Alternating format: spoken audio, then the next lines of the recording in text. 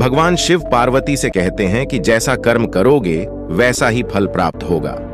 ये कहावत हम सब ने बहुत बार अपने जीवन में सुनी होगी, लेकिन क्या सच में आप दिल से मानते हैं कि अच्छे कर्मों का फल अच्छा ही होता है?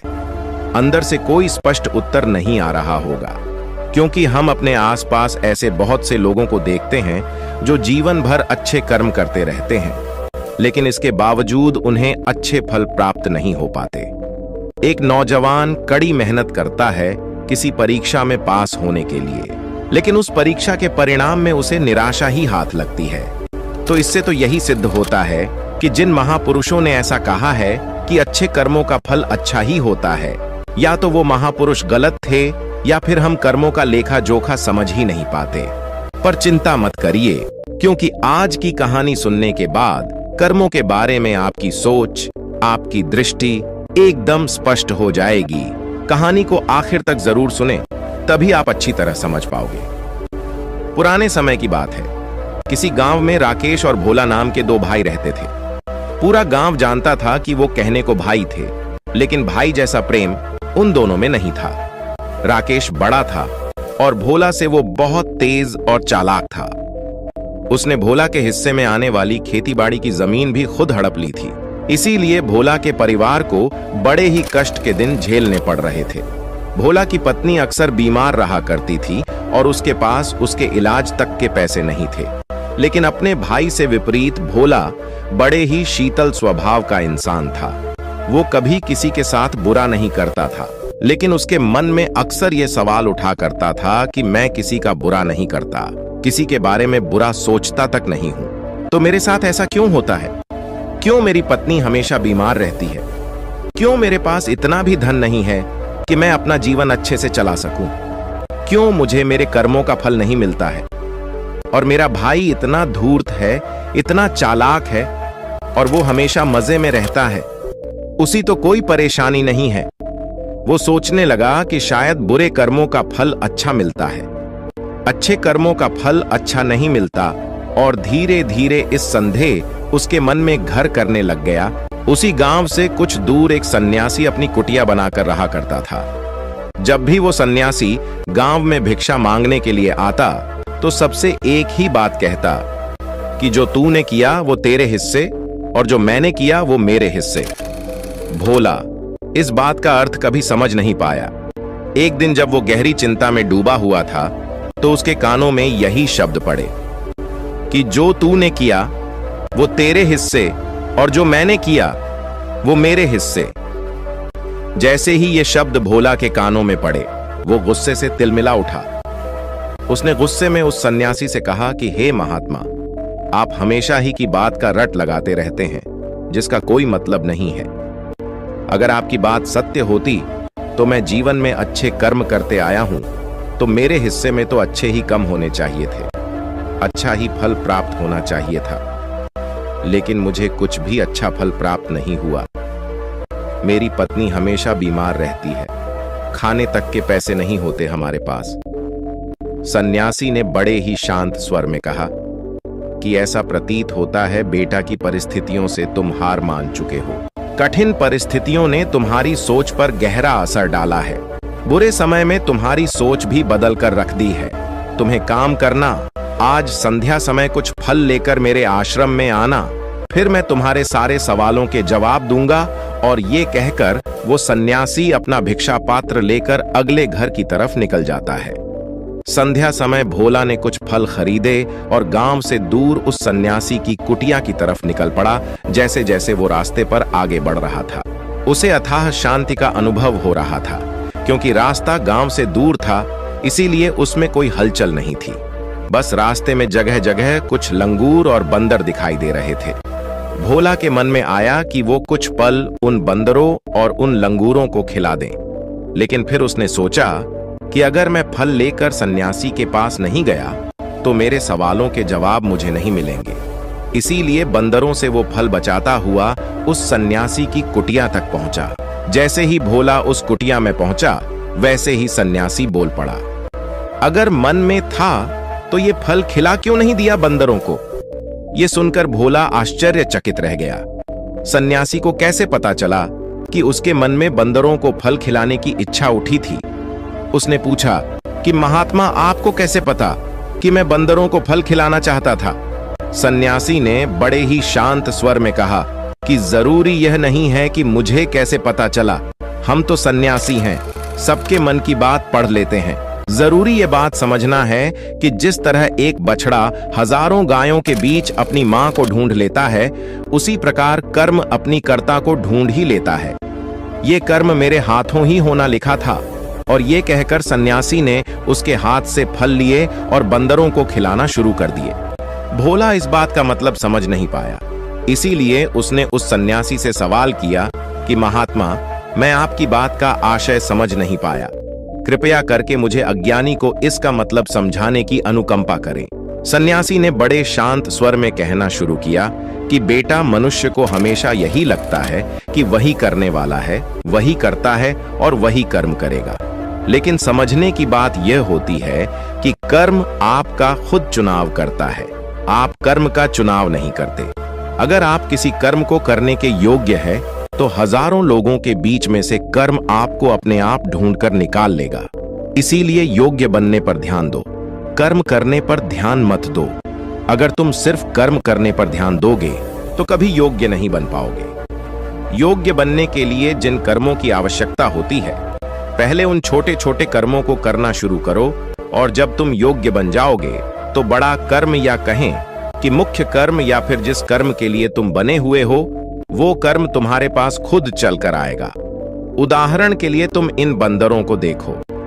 इन बंदरों ने छोटे छोटे कर्म करके पेड़ों पर चढ़ना सीखा, गुलाटियां लगाना सीखा, और इसी प्रकार छोटे छोटे कर्म करते हुए ये मुझ तक पहुंच गए, और मुझ तक पहुंचने के बाद इनके पास इनका खाना खुद ही पहुंच गया।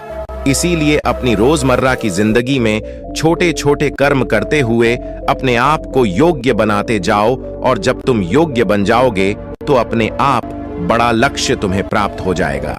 सन्यासी ने अगला कथन कहना शुरू किया, जो कि बहुत ही जरूरी था। ध्यान लगाकर सुनना, अगर तुम योग्य बनने के लिए कर्म नहीं करोगे तो दूसरे लोगों के कर्म भी तुम्हें प्रभावित करने लगेंगे। उदाहरण के लिए तुम्हारी पत्नी कई दिनों से बीमार है। तुम अक्सर यही सोचते हो कि मुझे किन कर्मों की सजा मिल रही है, लेकिन समझने की बात यह होती है कि तुम्हारी पत्नी बीमार अपने कर्मों की वजह से है, तुम्हारे कर्मों की वजह से नहीं है। तुम्हारे कर्म तो अच्छे हैं, लेकिन क्या पता तुम्हारी पत्नी के कर्म अतीत में अच्छे ना रहे हों, जिसकी वजह से वो बीमार हो गई हो, और तुम्हारी पत्नी के कर्मों की वजह से तुम्हें भी दुख झेलना पड़ रहा है। और इसी प्रकार बहुत से मनुष्य अपने बच्चों की वजह से, अपने परिवार की वजह से, इन सब की वजह से खुद दुख झेल रहे होते हैं। लेकिन जरा सोचो, अगर तुम योग्य होते तो तुम अपनी पत्नी का खुद इलाज करवा पाते, उसकी बीमारी दूर करवा पाते, और क्या पता अगर तुम योग्य होते तो तुम्हारा किसी दूसरी स्त्री के साथ विवाह हुआ होता जो स्वस्थ होती, लेकिन तुम योग्य नहीं थे, इसीलिए तुम अपनी पत्नी की वजह से खुद दुख झेल रहे हो। अगर तुम योग्य बन जाओगे तो दूसरे लोगों के कर्म तुम्हें प्रभावित नहीं कर पाएंगे। सन्यासी ने भोला को चेतावनी देते हुए कहा कि याद रखना, भोला आपको वो नहीं मिलता जो आप चाहते हो, बल्कि वो मिलता है जिसके आप योग्य हो। इसीलिए अपनी योग्यता को बढ़ाने पर काम करो, उसके लिए कर्म करो। कर्म का फल पाने के लिए कभी कर्म मत करो। भोला ने सन्यासी से हाथ जोड़कर एक सवाल पूछा कि महात्मा, मुझे यह बताने की अनुकंपा करें कि मैं अपनी योग्यता किस प्रकार बढ़ा सकता हूं ताकि मेरा मुख्य कर्म मुझको खुद ढूंढ सके। सन्यासी ने बड़े ही शांत स्वर में कहना शुरू किया कि बेटा, इसके लिए बड़े ही सरल सरल उपाय होते हैं। सबसे पहला उपाय है कर्म करके भूलते जाओ। तुम जो भी कर्म कर रहे हो, अपने योग्य बनने के लिए उस कर्म को करने के बाद भूल जाओ। ये मत सोचो कि उससे तुम्हें क्या प्राप्त हुआ। इसीलिए कहा जाता है कि कर्म करो, फल की चिंता मत करो। अगर तुम फल की चिंता करोगे तो वास्तविकता में तुम कर्म कर ही नहीं रहे होंगे। अक्सर मनुष्य की पीड़ा का ये एक बहुत बड़ा कारण होता है। वो सोचता है कि मैं कर्म तो अच्छे कर रहा हूं, लेकिन मुझे फल प्राप्त नहीं हो रहे, और यही पीड़ा उसके मन को ठेस पहुंचाती रहती है, उसको अपने लक्ष्य से भटकती रहती है। किसी कर्म को करने के बाद अपना आकलन जरूर करें, लेकिन फल की चिंता न करें। भोला ने सन्यासी से सवाल किया कि महात्मा, हम अपना आकलन कैसे कर सकते हैं?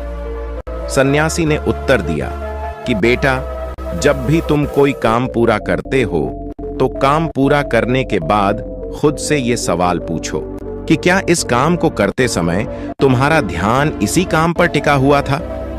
ये तुम्हारा ध्यान कहीं और भटक रहा था?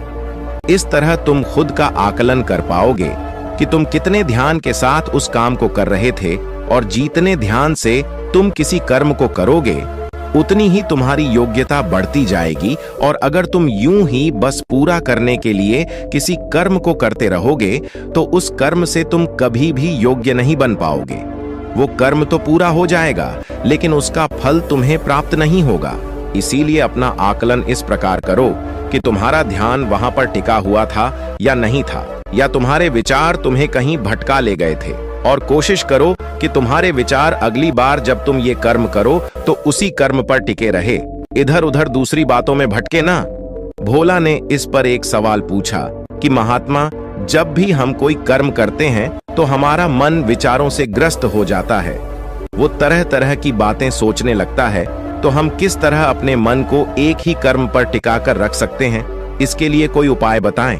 सन्यासी ने इसका उत्तर देते हुए कहना शुरू किया कि बेटा, जब भी तुम किसी कर्म को करते समय अपना पूरा भाव उसमें डाल देते हो तो तुम्हारे विचार उसी कर्म पर केंद्रित रह सकते हैं। पूरे निष्ठा, प्रेम और सद्भाव के साथ किया गया कर्म तुम्हारे विचारों को इधर उधर नहीं भटकने देता।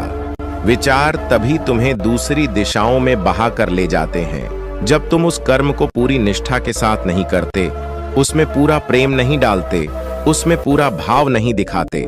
जब ये तीनों चीजें तुम उस कर्म में डाल देते हो तो स्वाभाविक रूप से तुम पूरी तरह उस कर्म में सम्मिलित हो जाते हो और तुम्हारा मन और मस्तिष्क एक ही जगह पर टिका रहता है। सन्यासी ने अपनी बात खत्म करते हुए कहा कि अगर कोई इंसान, कोई मनुष्य इन उपायों का सही तरीके से इस्तेमाल करता है, उनका पालन करता है, तो वो किसी भी कर्म के लिए अपने आप को योग्य बना सकता है।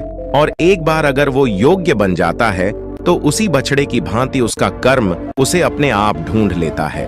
भोला को कुछ फलों के बदले जीवन भर का ज्ञान मिल चुका था, उसे स्पष्टता मिल चुकी थी, उसके सारे मन के सवाल खत्म हो चुके थे।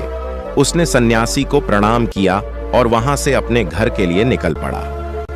रात हो चुकी थी और रास्ते पर अंधेरा छाया हुआ था। वो इन बातों के बारे में विचार करता हुआ अपने घर की तरफ निकल पड़ता है। एक बार एक बहुत ही दुखी व्यक्ति एक महात्मा के पास आकर कहता है, मैं अपने जीवन से बहुत दुखी हूं। मैं अपनी बीवी, बच्चों और अपने परिवार को भी खुश नहीं रख सकता। मैं अपने लिए भी कुछ नहीं कर पा रहा। कभी कभी तो मुझे अपनी जिंदगी को खत्म कर देने के भी ख्याल आते हैं। आप इतनी साधनाएं करते हैं, इतनी तपस्या करते हैं, क्या आप मुझे कोई ऐसा मार्ग बता सकते हैं जिससे मैं अपने बुरे वक्त से बाहर आ सकूं? मेरा बहुत बुरा समय चल रहा है। 2 वक्त की रोटी का इंतजाम करना भी मेरे लिए बहुत मुश्किल हो गया है। अब आप ही बताइए कि ऐसे वक्त में मैं जिंदा रहूं तो कैसे रहूं? कैसे अपने परिवार को खुश रहूं? कृपया करके कोई साधारण सा तरीका बताने की अनुकंपा करें ताकि मैं आसानी से समझ सकूं, क्योंकि मैं बहुत पढ़ा लिखा नहीं हूं। अगर आप बड़ी बड़ी ज्ञान की बातें करेंगे तो शायद मैं कभी समझ भी नहीं पाऊंगा। ये सुनकर महात्मा ने मुस्कुराते हुए कहा कि तुम एक काम कर सकते हो। उसने सामने की तरफ इशारा करते हुए कहा कि उस ऊंची पहाड़ी पर एक मंदिर है और उस मंदिर के पास चींटियां का एक घर है जहां पर हजारों चींटियां रहती हैं। तुम्हें सुनने में बड़ा अजीब लगेगा, लेकिन वो चींटियां उस मंदिर की जमीन को खराब कर देती हैं। उस मिट्टी की उपजाऊ शक्ति वो खत्म कर देती है, जिसके कारण वहां पर कोई भी पेड़ या कोई भी घास पनप नहीं पाती है। तुम मेरा एक काम करो, उसके बाद मैं तुम्हें तुम्हारे सवालों के जवाब दूंगा। तुम 7 दिन तक रोज उस पहाड़ी पर जाओ और उस चींटियां के घर को तहस नहस कर दो, उसको तोड़ दो। जब भी तुम्हें कोई चींटियों का घर दिखे मंदिर के आसपास तो उसे वहीं पे तहस नहस कर देना। लेकिन याद रहे, घर को तोड़ने में कोई भी चींटी मरने नहीं चाहिए। इस बात को समझने का प्रयास करते हुए वो युवक वहां से चला गया। शायद उसको कुछ समझ में नहीं आया था कि महात्मा जी ऐसा क्यों करवा रहे हैं। वो तो उन चिड़ियों पर अन्याय कर रहे हैं, उनका घर तुड़वा रहे हैं, उन्हें नुकसान पहुंचा रहे हैं। आखिर कौन महात्मा ऐसा करेगा? लेकिन फिर भी उस महात्मा की बात मानते हुए वो अगले दिन से ही पहाड़ी पर जाना शुरू कर देता है। जब वो पहले दिन पहाड़ी पर पहुंचता है तो देखता है कि बहुत सारी चींटियां अपना खाना जुटाने में लगी हुई है। सारी चींटियां कतार से चल रही थीं और अनाज के छोटे छोटे कण उठाकर अपने घर में जमा करती जा रही थीं। ये देखकर पहले तो उस युवक का मन कमजोर पड़ गया। उसने सोचा कि ये इतनी मेहनत करके अपना घर भर रही है और मैं इनके घर को तबाह कर दूंगा तो इनको कितना बुरा लगेगा। लेकिन फिर उसने उस महात्मा की बात याद करते हुए उस घर को तोड़ना शुरू कर दिया। जल्द ही चींटियों में हाहाकार मच गया। वो इधर उधर दौड़ने लगी। अभी तक जो कतार में चल रही थी अब वो बिखर गई और इधर उधर अपनी जान बचाने के लिए भागने लगी। थोड़ी देर में घर टूट गया और सारी चींटियां इधर उधर छुपने के लिए भाग चुकी थीं। ये करने के बाद वो युवक दुखी मन से वापस अपने घर पर लौट आया। उसका मन परेशान था, दुखी था, पश्चाताप से भरा हुआ था। फिर उसने अपने बिस्तर में रात में लेटे लेटे ही सोचा कि अब तो उन चींटियों का घर तबाह हो चुका है। अब वह वापस जाने से क्या प्रयोजन है? अब क्या फायदा होगा?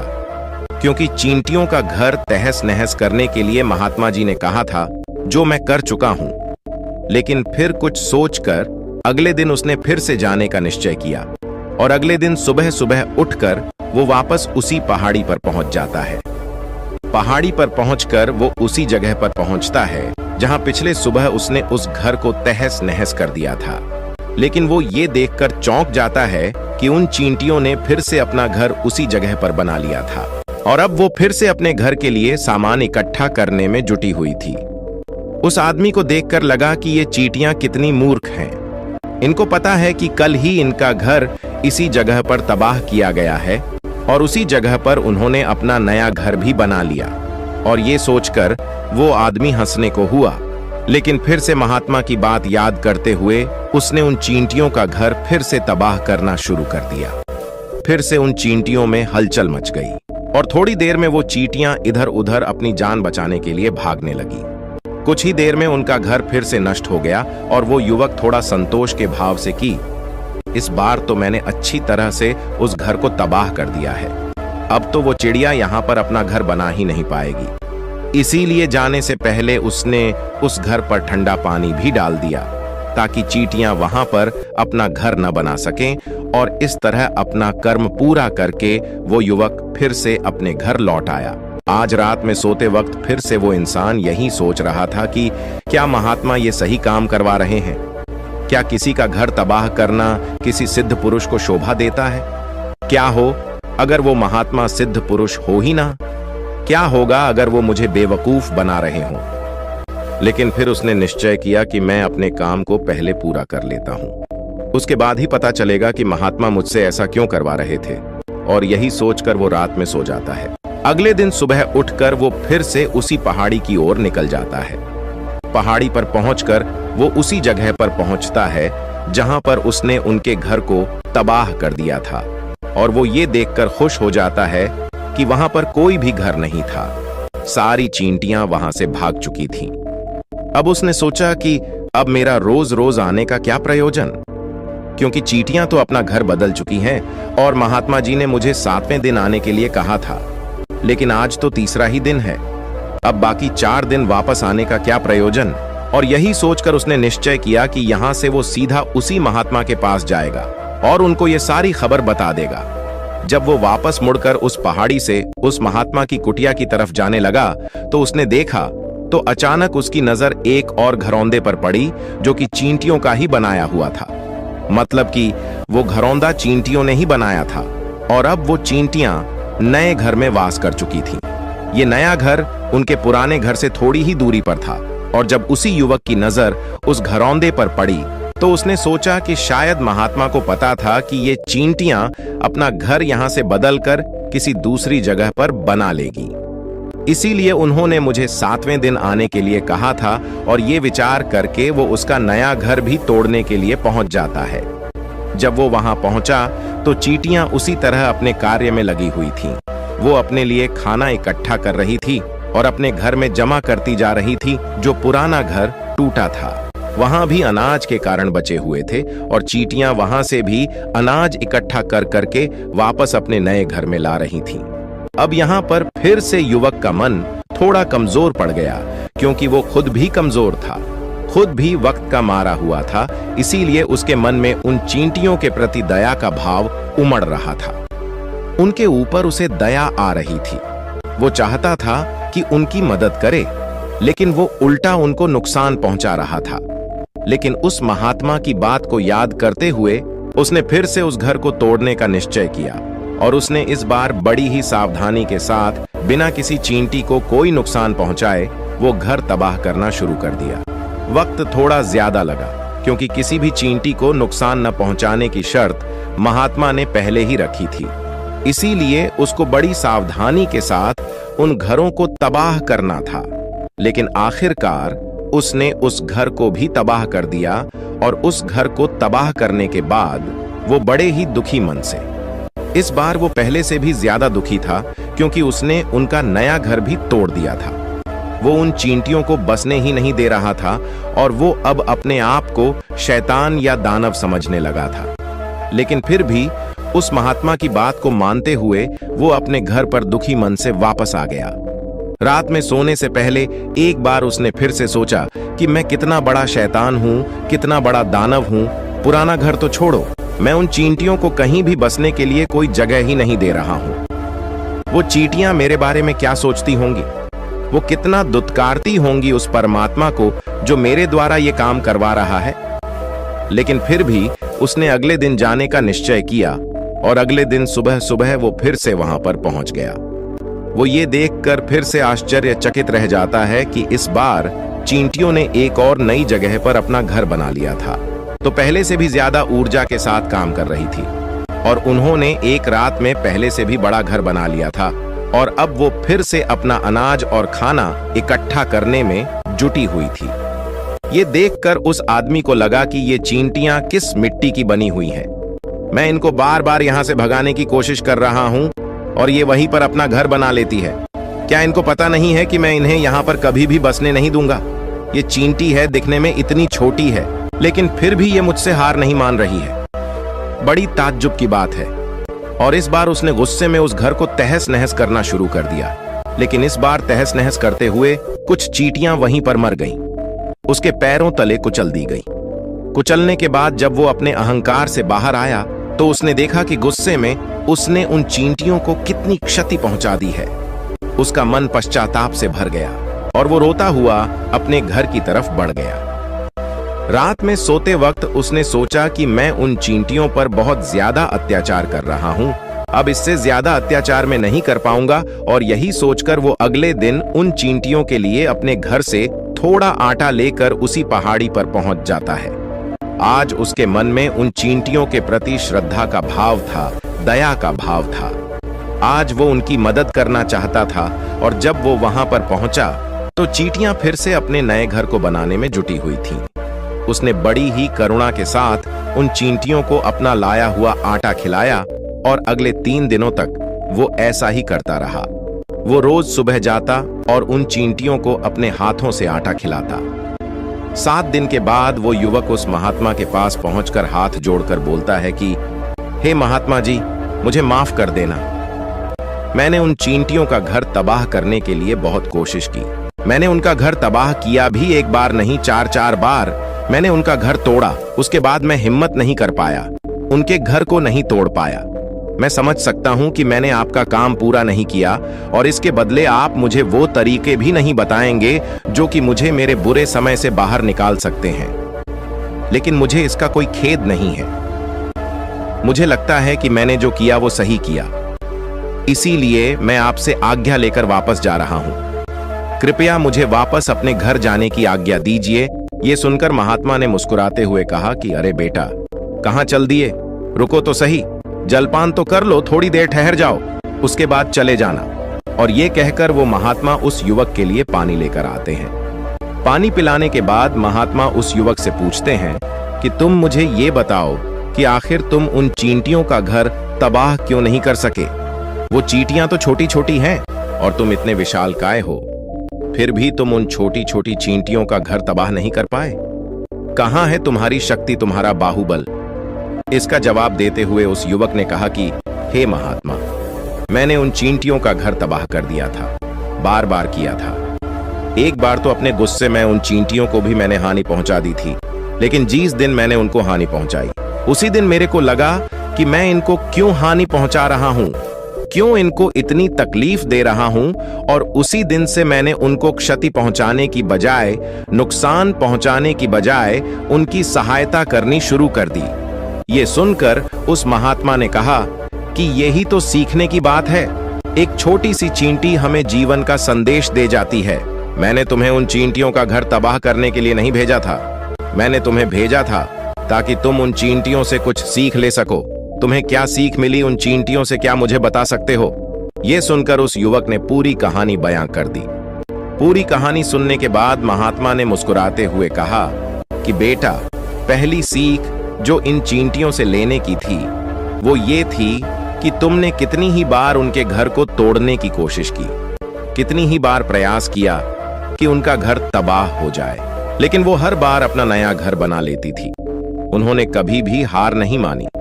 अगर वो हार मान लेती तो वो चींटियां तुम्हें वहां पर नहीं मिलती।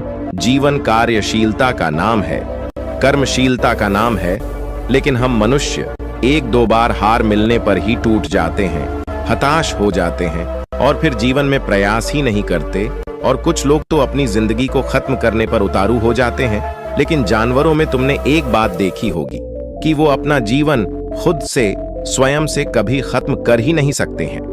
तुमने कभी नहीं सुना होगा कि किसी जानवर ने आत्महत्या कर ली, चाहे वो जानवर कितना ही भूखा क्यों ना हो, कितना ही दुखी क्यों ना हो, लेकिन वह अपने जीवन के लिए हमेशा संघर्ष करता रहता है। लेकिन वहीं पर दूसरी तरफ हम मनुष्य एक दो बार हताश होने पर ही अपना जीवन खत्म कर लेते हैं। जीवन तो कर्मशीलता है, कर्म करने का नाम है जीवन, और मृत्यु आखिरी विश्राम है, परम विश्राम है। इसीलिए मृत्यु से पहले कर्म करना कभी मत छोड़ना, क्योंकि मृत्यु के बाद तो तुम परम विश्राम में चले ही जाओगे। तो उससे पहले कर्म करना क्यों छोड़ रहे हो, क्यों हताश हो रहे हो? अगर तुम्हारा एक घर टूट गया है तो दूसरा घर बनाने का प्रयास करो, कोशिश करो, और कोशिश करने वालों की कभी हार नहीं होती। ये तुम उन चींटियों से देख चुके हो। देखने में तुमसे कितनी छोटी है वो चींटियां, और तुम इतने बड़े हो, लेकिन उनका मन तुम्हारे मन से इतना बड़ा है, इतना विशाल है, इतना दृढ़ संकल्प ही है कि इतनी बार घर टूटने पर भी उन चींटियों ने कभी हार नहीं मानी। दूसरी सीखी यहां से लेने की थी, वो ये थी कि जब भी हमारे ऊपर बुरा समय आता है, हमें लगता है कि ये समय कभी नहीं जाएगा,